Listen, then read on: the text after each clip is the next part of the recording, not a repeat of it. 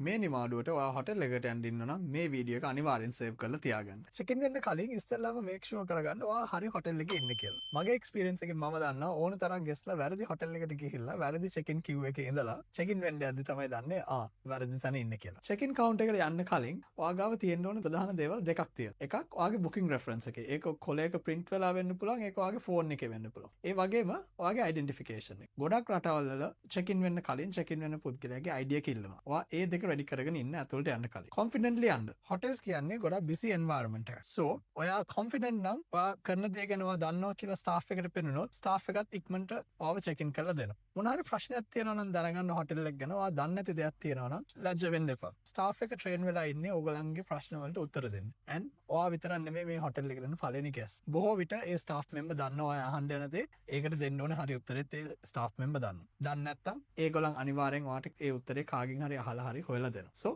congratulations. තව hotels ගැන දේවල් දැනගන්න ඕන නම් check in වුණාට පස්සේ මොකද්ද වෙන්නේ කියලා දැනගන්න ඕන නම් අපේ channel එක follow කරලා තියන්න.